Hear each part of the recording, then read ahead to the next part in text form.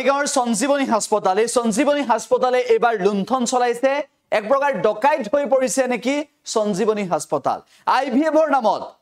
এটা পৰিয়ালক কেনেদৰে দুৰ্ভোগ ভুগালে এটা পৰিয়ালক কেনেদৰে হাৰাশাস্তি কৰিলে হে সঞ্জীৱনী হাস্পতালৰ বিৰুদ্ধে অভিযোগ উত্থাপন হৈছে ডকাইত বুলি ক'ব বিচাৰিছে সেই লোকসকলে সবিশেষ জনাব বিচাৰিছো মহানগৰী মালিগাঁৱৰ সঞ্জীৱনী হাস্পতাল এই মহানগৰী মালিগাঁৱৰ এই সঞ্জীৱনী হাস্পতালক লৈ এবাৰ ভয়ংকৰ তথ্য পোহৰলৈ আহিছে তীৰ্থনগৰী হাজোৰ ৰামদিয়াৰ মাজৰকুৰিৰ এটা পৰিয়ালে কেনেদৰে আইভিএফৰ চিকিৎসা কৰিছিল আৰু তাৰ পাছত বিগত 8 মাহ ধৰি এই ব্যক্তিগত চিকিৎসালয়খনৰ চিকিৎসক ডক্টৰ আশিষ ধীৰাচৰিয়াই চিকিৎসা কৰিছিল কিন্তু তাৰ পিছত চিকিৎসা কৰাৰ পৰৱৰ্তী সময়ত এই সমগ্ৰ বিষয়টোৰ পিছত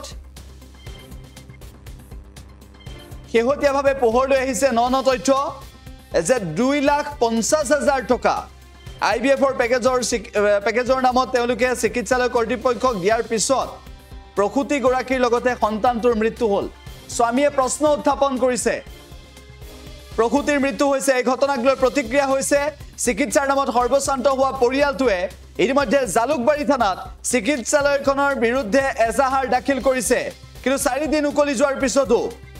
এতিয়াও কোনো ধৰণৰ সঁহাৰি লাভ কৰা নাই সঞ্জীৱনী হাস্পতাল মালিগাঁৱৰ সঞ্জীৱনী হাস্পতালৰ এনে ধৰণৰ কাৰ্য আজব কাণ্ড সংঘটিত কৰিছে প্ৰসূতি গৰাকীৰ লগতে সন্তানৰ মৃত্যু হৈছে কিন্তু এই সমগ্ৰ বিষয়টোক লৈ প্ৰতিক্ৰিয়া প্ৰকাশ কৰিছে বিভিন্নজনে স্বামীয়ে অভিযোগ উত্থাপন কৰিছে চিকিৎসালয়ৰ বিৰুদ্ধে যে চিকিৎসালয়ৰ গাফিলতি নেকি চিকিৎসালয়ৰ গাফিলতিৰ বাবে প্ৰসূতি গৰাকীৰ হৈতে সন্তানটোৰ মৃত্যু হ'বলগীয়া হ'ল নেকি প্ৰশ্ন কৰিছে আৰু ইতিমধ্যে অভিযোগ দাখিল কৰিছে জালুকবাৰী থানাত এই সন্দৰ্ভত চিকিৎসালয়খনৰ বিৰুদ্ধে এজাহাৰ দাখিল কৰিছে ব্যৱস্থা লোৱাৰ দাবী উত্থাপন কৰিছে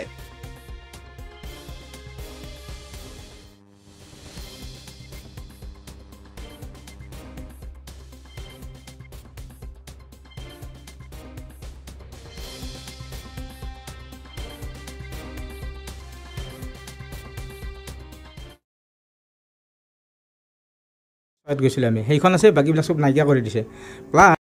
ঘটনাটো হ'ল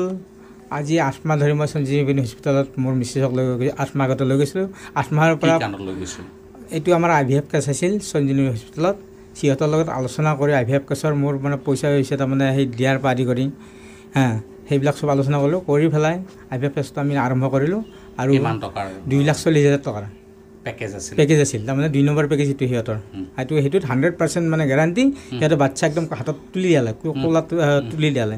এই 2,40,000 টকাত হ'ব বুলি ক'লে আৰু আমি সেইমতে আজি 8 মাহ ধৰি তাৰমানে তাত ট্ৰিটমেণ্ট চলাইছিলোঁ চেকআপ প্ৰতি মাহত চেকআপত গৈ আছিলোঁ ডক্টৰ কোন আছিল ডক্টৰ আশিষ ধীৰাচাৰিয়া আশিষ ধীৰাচাৰিয়াৰ ওচৰত আজি 8 মাহ ধৰি আমি তাৰমানে ট্ৰিটমেণ্ট চলাই আছিলোঁ ট্ৰিটমেণ্ট চলাই থকাত 14/7 জুলাই মাহৰ 14 তাৰিখে ৰবিবাৰ আছিল আমি 8 নম্বৰ চেকআপত গৈছিলোঁ 8 নম্বৰ চেকআপত গৈছোঁ আমি 10:30 গৈ পাইছোঁ 10:30 গৈ পোৱাত তাৰপিছত তেখেতসকলে তাৰমানে এই পেছাৰ জোখা কামটো কৰিলে তাৰপিছত বেবীটো তাৰমানে আল্ট্ৰাচাউণ্ড কৰিলে চব মুভিং হৈ আছে বঢ়িয়া পেছাৰটো অকণ বেছি থকা বুলি কৈছিল আৰু চব মানে আছে ঠিকে আছে বেবী মুভিং হৈ আছে এতিয়ালৈ তাৰপিছত আমি আহি অলপ বহিব দিলে সেইটোৰ কাৰণে পেছাৰটোৰ কাৰণে বহিব দি সিহঁতে জুন মাহত 7 নম্বৰ চেকআপত যেতিয়া এটা বেজি দিব বুলি কৈছিল যে 7 নম্বৰ চেকআপত বেজি দিব লাগিব এটা 4,500 বেজিটো কেছ পইচা দিব লাগিব আমি সুধিলোঁ তেতিয়া কিয় কৈছে কথাটো হয় এনেকুৱা বেজিটো দিয়াৰ পিছত মেডিচিনবিলাক সিহঁতক কমাই দিব তাৰপিছত আমি আৰু সেইটো কাম কৰিলোঁ সেইদিনা পইচাটো দিলোঁ 4,500 পইচাটো দিয়াৰ পিছত ডক্টৰ ডক্টৰ আশিষ ধীৰাচাৰিয়া আৰু নাৰ্ছবিলাক যিবিলাক কৰি আছিল সিহঁতে মানে বেলেগ ৰুমত লৈ গ'ল মোক লগত লৈ যাব দিয়া নাই মোক লগত যাব দিয়া নাই তেখেতলৈ এনেকৈ লৈ যোৱাৰ পিছত আৰু 5 মিনিটৰ পিছত মানে ভয় দোৱা লাগিল সিহঁতৰ মাজত মই তেতিয়া গৈ মানে চালোঁ আৰু তেওঁ কেছটো গম পালোঁ সিহঁতে অক্সিজেন দি দিছোঁ তাৰপিছত মোক আৰু বেছি সময় থাকিবই দিয়া নাই আইচিউত মোক থাকিবই দিয়া নাই বেছি সময় তাৰমানে কিবা মই ইয়াতে 1 মিনিট সময় থকাই নাই আকৌ চাইড কৰি দিছে দি অহাৰ পিছত কিছু সময় পিছত ডাক্তৰে কৈছে মানে ইমিডিয়েটলি সেই অপাৰেশ্যন কৰিব লাগে নহ'লে বাচ্চা আৰু 2টা ঢুকাব তাই অক্সিজেন কমকৈ পাইছে তাৰপিছত মই সেনেকৈ ঘৰৰ মানুহৰ লগত আলোচনা কৰি মই সিহঁতক দায়িত্ব দিলোঁ ডাক্তৰে ক'লোঁ ছাৰ আজি 8 মাহত ট্ৰিটমেণ্ট আপোনাৰ ওচৰত কাম কৰিছে আপোনাৰ মতে কাম কৰক তাৰপিছত কাম কৰি সেইবিলাক কৰি আৰু ৰোগী জীয়াই থকা বুলি কয় ৰবিবাৰৰ পৰা মৰা ডেড বডিটো সিহঁতে মঙলবাৰ ৰাতিপুৱা পৰ্যন্ত সিহঁতে তাৰমানে হেৰি কৰি থাকিলে মিছা কথা কৈ আছে ৰাতিপুৱা 9টা মিছা কথা ক'লে হা কি কাৰণ সিহঁতে জানিব ৰাতিপুৱা 9টাতো সিহঁতে মৰা নাই বুলি কৈছে তাৰ কিছু সময় পিছত কৈছে নাই আজি 9:15 ঢুকাইছে সেই বুলি ক'লে ঢুকাইছে দেওবাৰে মোৰ পত্নী ববিতা ভূঞা তাই দেওবাৰে ঢুকাইছে সিহঁতে একমাত্ৰ পইচাৰ লোভত এইখন ডকাইত নাৰ্ছিং হোম আমি গম পোৱা নাছিলোঁ আমি সেইকাৰণে সেইখন নাৰ্ছিং হোমত গৈছিলোঁ সঞ্জীৱনী যে ইমান ডকাইত হ'ব আমি গম পোৱা নাছিলোঁ সেইখন মেডিকেলত গৈ মোৰ বহুত অনিষ্ট বহুত টকা পইচাৰ ক্ষতি হ'ল মোৰ দেহাৰ ক্ষতি হ'ল পেচেণ্টটো বচাব আৰু অন্ততঃ এজন বাচি থাকিব লাগিছিল বাচ্চাটো হওক মাক হওক দুইজন মৰা মানে এনেকৈ মই শুনাই নাই ইমান দামী মেডিকেল এখনত লৈ গৈ ইমান ডাঙৰ পেকেজ এটা লৈ কিন্তু শেষত কি হ'ল দুয়োটা যে ঢুকালে সিহঁতে 2 নম্বৰ কৰি দিলে কি মোৰ যিবিলাক ডকুমেণ্টছ আছিল 8 মাহৰ চেকআপৰ সেইবিলাকো সিহঁতে নাইকিয়া কৰি দিলে মই যি ফাইলটোৰ পৰা মাত্ৰ এখন এটা মাহৰ আছে এই জুন মাহৰ যিখন 27/6 গৈছিলোঁ আমি সেইখন আছে বাকীবিলাক চব নাইকিয়া কৰি দিছে প্লাছ মই যি পইচা 2,40,000 টকা দিছিলোঁ এইটো 2 নম্বৰ পেকেজৰ সেইবিলাকৰ যিবিলাক ৰিচিভ আছিল সেইবিলাক নাইকিয়া কৰি পেলাইছে গতিকে মই অসমৰ মুখ্যমন্ত্ৰী ডাঙৰীয়াক এটাই অনুৰোধ কৰিছোঁ ছাৰে যাতে এইবিলাক মানে ডকাইতিৰূপী নাৰ্ছিং হোম সঞ্জীৱনীক অতি সোনকালে যাতে বন্ধ কৰি দিয়া বন্ধ হ'ব লাগে নহ'লে মোৰ দৰে মোৰ হেমন্ত কুমাৰ ডেকাৰ দৰে ববিতা মৃত মোৰ মানে ৱাইফ তাইৰ দৰে বহুত জীৱ ধ্বংস হ'ব তাতে আৰু সৰ্বহাৰা হ'ব মোৰ এনেকুৱা অৱস্থা এতিয়া মোৰ তাৰমানে নিজৰ কিবা এটা হ'লেও তাৰমানে মোৰ পইচা নাই এনেকুৱা গৈছে মানে ইমান পইচা সৰ্বশান্ত হৈ গৈছে মই ইমান পইচা গৈছে 2,40,000 পেকেজটোহে আছিল বাকী চব প্ৰত্যেক মাহত মানে পইচা দিব লাগে ডক্টৰক প্ৰত্যেক মাহত কিমান মেডিচিন লাগে IVF কেছ এটা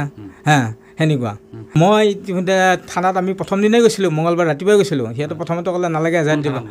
আপোনাৰ এইটো জালুকবাৰী থানা মালিগাঁও জালুকবাৰী থানা আমি ৰাতিপুৱা গৈছোঁ বহুত কেইজন মানুহ গৈছোঁ এজাহাৰ দিবৰ কাৰণে এজাহাৰত এইটো অচিনাকি মই সিমান নাজানো তেখেতে কৈছে দিব নালাগে আপোনালোকে এজাহাৰ দিব নালাগে আপোনালোকে তাতে যাওক হস্পিটেলত যাওক যদি কিবা কাৰণত আপোনাৰ হেৰি নকৰে আপোনালোকে ডেড বডি উলিয়াই নিলে তেতিয়াহে এজাহাৰ দিব বা আমাক ফোন কৰিব আমি যাম গতিকে আমাকতো ডেড বডি উলিয়াই সিদিনা দিম বুলি কৈ সেয়ে ক'লে ডেড বডি দিলে তাৰপিছত আমি আৰু গুচি আহিলোঁ আজি কিমান 4 দিন হ'ল নেকি আমি জালুকবাৰী থানা একদম লিখিত আমি এজাহাৰ দি আহিছোঁ তেখেতসকলে আমাক মানে হেৰি কৰি দিছে সেইটো কৰি দিছে এতিয়ালৈ আজি 4 দিন হ'ল থানাৰ পৰা কি হৈছে কি নহৈছে আমাৰ ফোন নম্বৰ ৰাখি কোনো এটা হেৰি কৰা নাই কোনো এটা গুৰুত্ব দিয়া নাই কোনো এটা জনোৱা নাই কি হৈছে থানাত আমি যে এফআইআৰখন দিলোঁ তেখেতসকলে ইনভেষ্টিগেশ্যন কৰিলে নে নাই মেডিকেলত কোনো এটা কথা কোৱা নাই গতিকে মই মুখ্যমন্ত্ৰীক এইটোৱে অনুৰোধ কৰিছোঁ সকলোবিলাক মানে ইনভেষ্টিগেশ্যন কৰক তেখেতে আৰু তেখেতে কৰিলে চব হ'ব তেখেতে চব কৰিব পাৰে